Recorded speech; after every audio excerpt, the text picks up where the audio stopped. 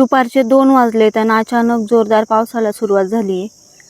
पाऊस पण खूप असा जोरात पडतोय आणि हवा पण खूप आहे. अचानक आलेल्या पावसामुळे आता वैरणी वगैरे झाकल्या नाहीत आम्ही, त्यामुळे बरंचसं नुकसान होणार आहे. खूप असा जोरात पाऊस आहे.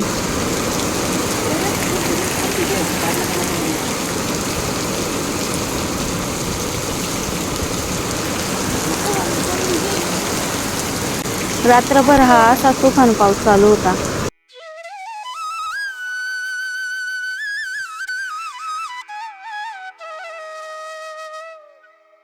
गुड मॉर्निंग ताई आणि दादांनो, स्वागत आहे तुमचं प्रिया ऑफिशियल चॅनलमध्ये. काल दुपारपासून आमच्याकडे खूप पाऊस झाला आणि शेडमध्ये पण खूप पाणी झाले, तर तेच बघण्यासाठी मी आली शेडकडे. शेड पण आमचं सगळं ओलं झालं.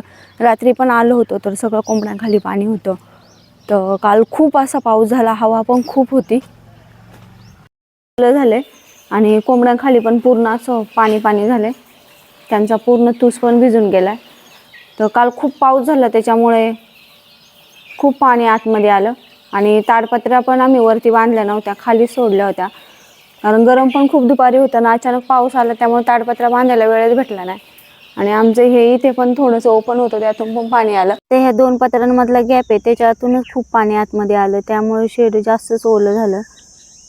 तर आता ते पण पॅक करून घ्यावं लागेल आधी. सगळ्यात आधी वरती चढून ही पत्र्याची होल बंद करायचे. त्या लोकांना सांगितलं होतं जागा ठेवा पत्रा ठोकायला, पण त्यांनी जागाच ठेवली नाही. बोलले पाणी येणार नाही, पण खूप पाणी आलं. त्याच्यामुळे आम्ही बिंदास होतो पाणी येणार नाही म्हणून, पण रात्री खूप पाणी आलं, त्याच्यामुळे सगळीकडे असं पाणी झालं शेडमध्ये. तर आज सगळ्यात आधी ते करून घेणार आहे आम्ही.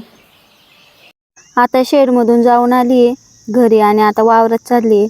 वावरात पण पाहू आता काय पावसाने नुकसान झालं.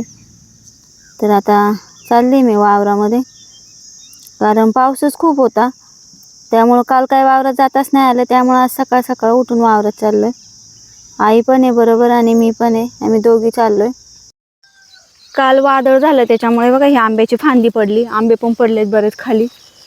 हे बघा आई वेचते आंबे, बरेच आंबे पडलेत खाली, ते वेचण्यासाठी आलोय आम्ही आता वावरात. बरंचसं नुकसान झालं आहे बघा, आमच्या कालच्या वादळामुळे आंब्याची फांदी तुटली आहे, आंबे पण खूप खाली पडलेत. हे तरी एकच झाड आहे ना, अजून आतमध्ये पण 4-5 झाडे आहेत, त्याची खाली पण खूप आंब्यांची अशी पसरट झाली आहे. तर आई जमा करते आता आंबे. असं आंब्याचं झाड आहे, यालाच बघा किती कैऱ्या खाली पडलेल्या भेटल्यात, अजून तो पुढे 3-4. हे बघा कालच्या पावसाने खूप जास्त पाऊस झाला तर आमची बाजरी बघा किती खाली पडली, खूप अशी पूर्ण बाजरीची अशी पसरट झाली आहे. तर मागच्या व्हिडिओमध्ये पाहिलं असेल तुम्ही, आमची बाजरी किती अशी सरळ होती आणि मस्त होती. आता पूर्ण बाजरी अशी खाली पडली आहे, बरंचसं नुकसान झाले पावसाने कालच्या. आणि हे पण बघा आंब्याची पूर्ण पसरट पडली आहे. हे पहा किती आंबे पडलेत आंब्याच्या झाडाखाली. हे सगळे आता आंबे जमा करून घरी न्यायला लागेल, याचा तर काही उपयोग पण नाही होत, पण आता काय ऑप्शन नाही, हे असे वावरात सोडून पण देऊन चालणार नाही.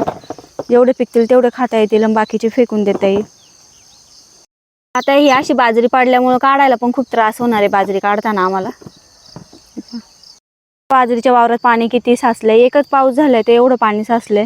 ह्या वर्षी आम्ही बाजरी लवकर केली होती, कारण की जूनमध्ये खूप पाणी साचतं. जेव्हा मिरगाचा महिना चालू होतो त्यावेळेस पाऊस पडतो, त्यावेळेस पूर्ण वावरांचं पाणी इथे येतं आणि पूर्ण वावर असं फुल होतं, पार कमरेपर्यंत पाणी लागतं. त्यामुळे ह्या वर्षी लवकर बाजरी केली होती. तर बाजरीची बघा अवस्था काय झाली, पावसाने पूर्ण बाजरी झोपली आहे. 12 दिवसातच बाजरी काढायची होती, कारण बाजरीचं पाणी पण तोडलं होतं आणि 10 दिवस ठेवूनच बाजरी काढायला सुरुवात करायची होती. त्याच्या आधीच आता ही पूर्ण बाजरीची अशी पसरट पडली आहे आणि पाणी पण खूप साचले. जर असाच पाऊस राहिला तर बाजरी पुन्हा काढता नाही येणार.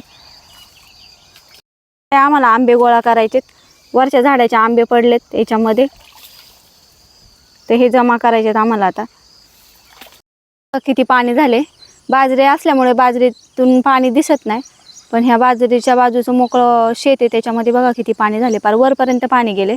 एकाच पावसात ह्या वावराची अशी अवस्था आहे. तर कंटिन्यू पाऊस जर चालू झाला तर पार कमरेपर्यंत पाणी लागतं, खूप पाणी असते या शेतामध्ये. आता ही बाजरी पण जर पाऊस नाही उघडला तर आम्हाला अशी कंचच काढून घ्यावं लागतील आणि ताटे तशी ठेवावं लागतील. बाजरीला जर पाऊस लागला तर खायला पण अशी टेस्टी लागत नाही, कडू लागते.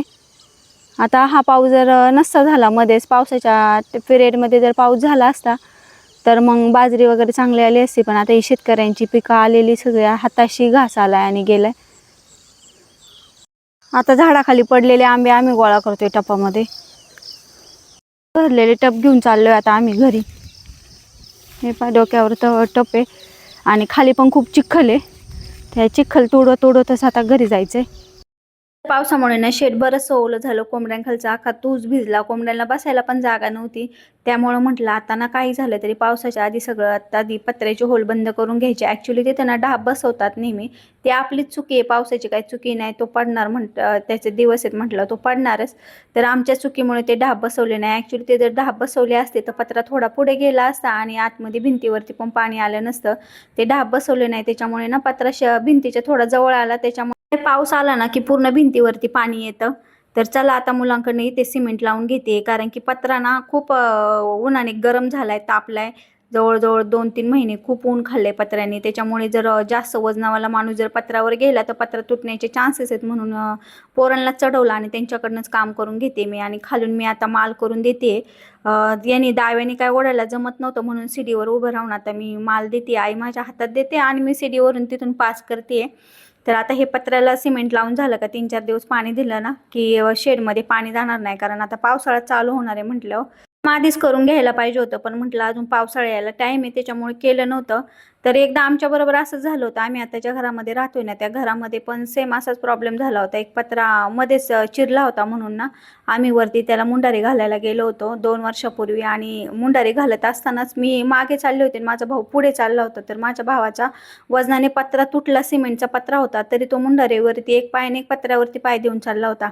सिमेंटचा पत्रा तुटला आणि डायरेक्ट खाली जमिनीवर जाणार. तर लाईटचा बोर्ड होता त्याच्यामुळे त्यांनी तिथे पकडलं, त्याच्यामुळे तो थोडक्यात वाचला. आणि पत्र्याच्या घटना अशा गावाला खूप झाल्यात. तर चला असो, तर आता झालंय आमचं सिमेंट लावून. सिमेंट लावून झालंय ना आता आम्ही चाललोय घरी.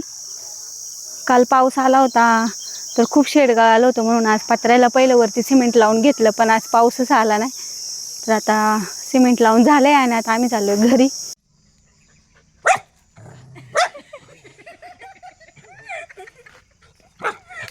काय काय काय हा काय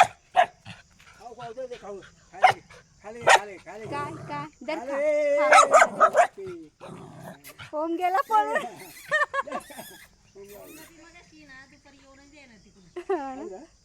तीच घाबरते माणसाला.